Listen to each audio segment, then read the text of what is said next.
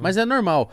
Eu quero saber que quando você conhece o pessoal do Aborto Elétrico, você já fica muito amigo do Renato rápido ou demora? Olha, acho que rola uma situação meio de, sei lá, de subordinação. Eu era muito mais moleque. Eu tinha 16 anos, ele tinha 20. Então, aos olhos de quem tem 16 anos, eu olhava pra ele, pra mim ele era um adulto. Sim. Sabe, eu não sei como é que ele me via, ele devia me olhar e achar a gente meio moleque. Eu achava que ele existia um papel de liderança, sabe? Ele lia pra caraca, então ele ficava dando livros pra gente, leia isso, filmes, ele trabalhava na cultura inglesa lá em Brasília. E então eram onde chegavam os jornais com o que estava acontecendo fora do Brasil, de bandas. A gente ia pra lá pra saber quais eram as últimas novidades, o que a gente devia estar ouvindo, se alguém fosse pra gringa, pedir pra trazer pra gente algum disco, alguma banda. E rolava os festivais de cinema lá também, dentro da cultura inglesa. E eram sempre os festivais de cinema alternativo. Então era um cinema alemão, cinema italiano, cinema francês.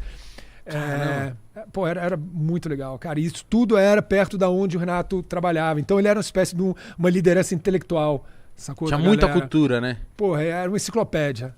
Na real, a verdade era essa. Ele ainda lia pra Cacilda, lia muita biografia. Como a gente gostava muito de cinema, a gente gostava muito de música, cinema, livros. Ele era uma fonte inesgotável de pequenas anedotas a respeito de cinema, como é que os filmes tinham sido escritos, como é que eles tinham sido filmados, qual era a história por trás. Nossa, então era muito dos atores. Muito bom estar com ele, que você aprendia muito, era animal, curioso. Era animal, cara. Ele sabia. Isso de discos também. Disco dos Beatles, Abbey Road. Como é que o Abbey Road tinha sido composto? Como? Por quê? O que eles estavam pensando, o John Lennon, quando ele fez aquela música? Nossa. Qual era a inspiração para aquela letra? E embora todo esse universo da música e do cinema, ele sabia o que tinha por trás das cortinas, de tanto ler biografias. Mano. Então, todos esses filmes que a gente cresceu vendo, sabe? E músicas que a gente cresceu ouvindo, ele sabia a história por trás. E então a gente ia pra casa dele, ele ficava contando, dando livros pra gente. Fala, leia isso, ouça isso, veja esse filme. Porra, cara. Nossa, que cara sensacional, era mano. Sensacional, era sensacional. Eu não sei se vocês sabem, mas ontem não, acho que na semana passada, na terça-feira, fez 25 anos que o Renato morreu.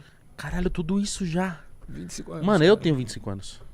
Então, você nasceu no... 9h30. 9h30. O pessoal da sua casa assistia? Ou Minha assistia? mãe... Pô, tem que contar essa história. Minha mãe gosta muito de Legião. Muito, assim. Tanto é que... Minha mãe ama Capital. Eu cresci numa casa, tipo... Onde minha mãe... Mas é a geração dos pais de vocês, velho. Sim. Vão conhecer. Acho que não vão conhecer a história da Legião. Quer dizer, vão conhecer o trabalho da Legião, mas não sabem do que veio antes, sacou? Talvez não. Quando ele era com moleque. certeza. Porque essas histórias, parte do que eu tô contando, é antes da Legião, isso é o começo dos anos 80, quando ele tinha 20 e poucos anos.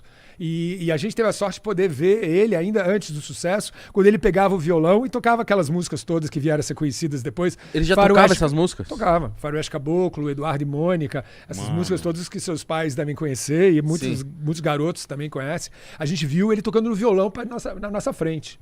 E vocês já achavam boas na época? Foda, meu. Já eram o que são hoje. Mas vocês ficavam com essa sensação, tanto de você, tanto ele. Mano, a gente vai estourar, a gente vai. Mas aí é que tá. sucesso. Você perguntou, a gente tava falando de dúvida de talento, uma hora mais cedo a gente falou. Sim. De dúvida do teu valor, sacou?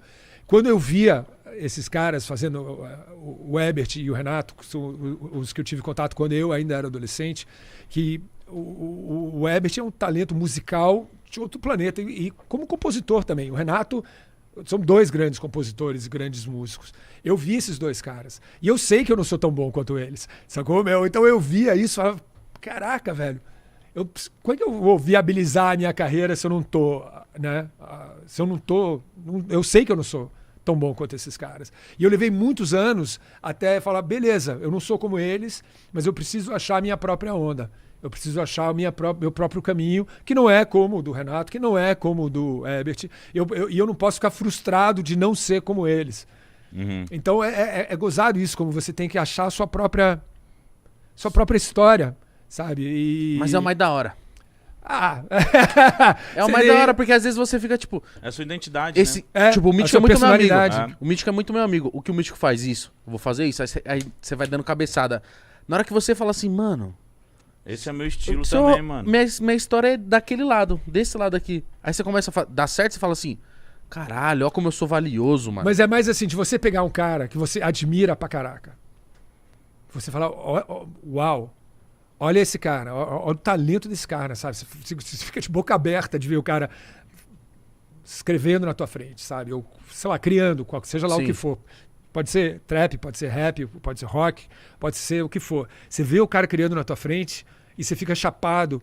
E você é um músico também, você quer criar também. E você fala, porra, eu não sei se eu consigo fazer o que esse cara tá fazendo, sacou?